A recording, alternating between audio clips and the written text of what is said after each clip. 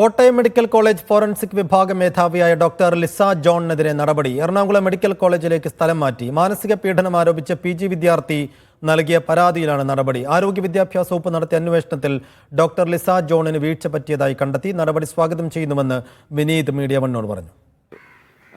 ഞാൻ വർഷങ്ങളായി അനുഭവിച്ചുകൊണ്ടിരുന്ന എൻ്റെ കണ്ണീരിനൊരു നീതി കിട്ടിയെന്ന് ഞാൻ വിശ്വസിക്കുന്നു.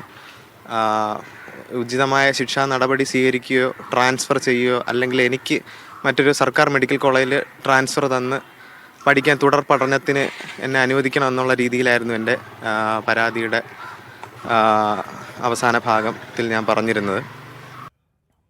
ജോസി ബാബു വിശദാംശങ്ങൾ നൽകും. ജോസി, ഏത് തരത്തിലുള്ളൊരു മാനസിക പീഡനമാണ് വിദ്യാർത്ഥി നേരിട്ടിരുന്നത്? ഇപ്പോൾ അന്വേഷണത്തിൽ കണ്ടെത്തിയത് എന്താണ്? നടപടി എങ്ങനെ?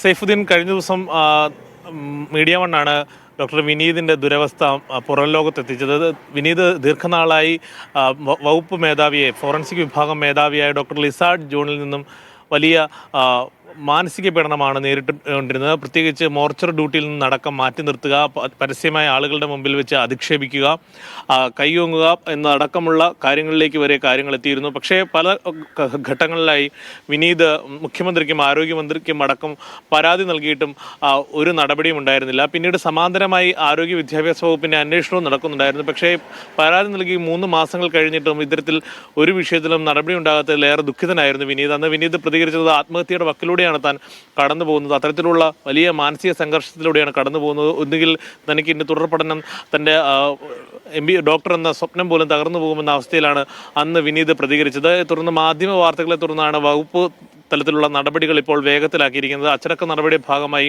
ഡോക്ടർ ലിസ ജോണിനെ കോട്ടയം മെഡിക്കൽ കോളേജിൽ നിന്നും എറണാകുളം മെഡിക്കൽ കോളേജിലേക്ക് മാറ്റിയിട്ടുണ്ട്. മെഡിക്കൽ വിദ്യാഭ്യാസ വകുപ്പ് ഡയറക്ടറുടെ ഉത്തരവിലാണ് ഈ അച്ചടക്ക നടപടി സ്വീകരിച്ചിരിക്കുന്നത്. എന്തായാലും വിനീത് ഈ വിഷയവുമായി ബന്ധപ്പെട്ടുള്ള പ്രതികരണം നടത്തിയിരിക്കുന്നു. വിനീത് പറഞ്ഞു, ഈ ഉചിതമായ നീതി ലഭിച്ചു എന്ന് താൻ വിശ്വസിക്കുന്നു. എന്തായാലും മറ്റാർക്കും ഇത്തരം ഒരു ഗതികൾ ഉണ്ടാകരുത്. പീഡനത്തിന് കാരണം അത് സംബന്ധിച്ച് എന്താണ് ഈ വിനീത് പറയുന്നത്?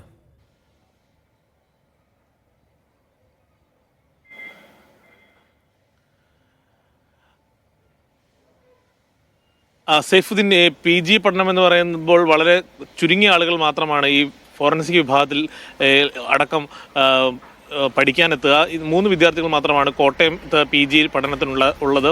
അങ്ങനെയുള്ള ഘട്ടത്തിൽ പഠനവുമായി ബന്ധപ്പെട്ടുകൊണ്ടുള്ള വിഷയങ്ങൾ, അതോടൊപ്പം തന്നെ ഈ ഡ്യൂട്ടിയുമായി ബന്ധപ്പെട്ടുള്ള വിഷയത്തിലടക്കം ഈ വകുപ്പ് മേധാവിക്ക് തന്നോട് ചില അസ്വാരസ്യങ്ങൾ ഉണ്ടായിരുന്നു എന്നതാണ് ഈ വിനീത് പറയുന്നത്. അതുകൂടാതെ പൊതുവെ മറ്റു വിദ്യാർത്ഥികളോടും അധ്യാപകരോടും അതോടൊപ്പം മറ്റ് ഡോക്ടർമാരോടുമൊക്കെയും സമാനമായ സമീപനമാണ് ഡോക്ടർ ലിസ ജോൺ സ്വീകരിച്ചിരുന്നത്. മുമ്പും സമാനമായ പരാതി ഡോക്ടർ ലിസ ജോണിനെതിരെ ഈ പരാതിക്കാരനെ വിനീത് ഉന്നയിച്ചിരുന്നു. അന്ന് കോട്ടയം മെഡിക്കൽ കോളേജ് പ്രിൻസിപ്പൽ ഒരു പ്രാഥമിക അന്വേഷണം നടത്തി ഡോക്ടർ ലിസ ജോണിന് വീഴ്ച സംഭവിച്ചു എന്ന് കണ്ടെത്തിയെ തുടർന്ന് ലിസ ജോൺ പരസ്യമായി ഖേദപ്രകടനം നടത്തുകയും ചെയ്തു. പിന്നീടാണ് വീണ്ടും അതുമായി ബന്ധപ്പെട്ടുകൊണ്ടുള്ള തുടർ നടപടികളുടെ ഭാഗമായി അല്ലെങ്കിൽ പ്രതികാര നടപടികളുടെ ഭാഗമായി വിനീതിനെ വിവിധ കാര്യങ്ങളുമായി ബന്ധപ്പെട്ടുകൊണ്ട് പീഡിപ്പിക്കുകയായിരുന്നു. പ്രത്യേകിച്ച് ഏറ്റവും ഒരു ഫോറൻസിക് ഡോക്ടർക്ക് ഏറ്റവും അനിവാര്യമായി ലഭിക്കേണ്ടതാണ് ഈ മോർച്ചറി ഡ്യൂട്ടി അടക്കമുള്ള അല്ലെങ്കിൽ പോസ്റ്റ്മോർട്ടം ഡ്യൂട്ടി അടക്കമുള്ള കാര്യങ്ങൾ. ആ പോസ്റ്റ്മോർട്ടം ഡ്യൂട്ടിയിൽ നിന്ന് വരെ വിനീതിന് ബാൻ ഏർപ്പെടുത്തി. അതോടൊപ്പം തന്നെ പരസ്യമായി സുഹൃത്തുക്കളുടെ മുന്നിൽ വെച്ചും മറ്റ് വിദ്യാർത്ഥികളുടെ മുന്നിൽ വെച്ചും അധിക്ഷേപിക്കുന്നു. കൂടാതെ താനൊരു സ്ത്രീയാണെന്നും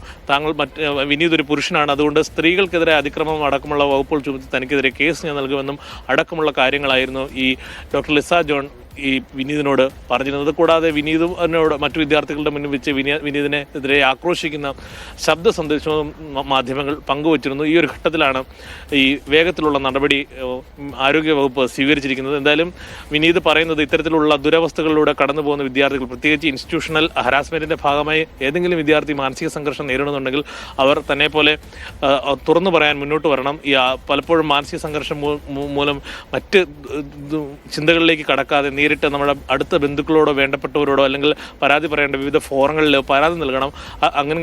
അങ്ങനെ മാത്രമേ ഇത്തരം കാര്യങ്ങൾക്കൊരു നടപടി ഉണ്ടാക്കാൻ സാധിക്കൂ. അതല്ലെങ്കിൽ കൂടി മാധ്യമങ്ങളിൽ കൂടി ഈ വിവരം പൊതുസമൂഹത്തിൽ എത്തിച്ച് ചർച്ച ചെയ്ത് ഇത്തരക്കാർക്കെതിരെ നടപടി ഉണ്ടാകണം. ഒരു വിദ്യാർത്ഥിയും ഇനി ഇത്തരം ഇൻസ്റ്റിറ്റ്യൂഷണൽ ഹരാസ്മെന്റിന്റെ ഭാഗമായി മറ്റൊരു തീരുമാനങ്ങളിലേക്ക് പോകരുതെന്നൊരു അഭ്യർത്ഥന കൂടി വിനീത് മുന്നോട്ട് വെക്കുന്നുണ്ട്. സൈഫുദ്ദീൻ.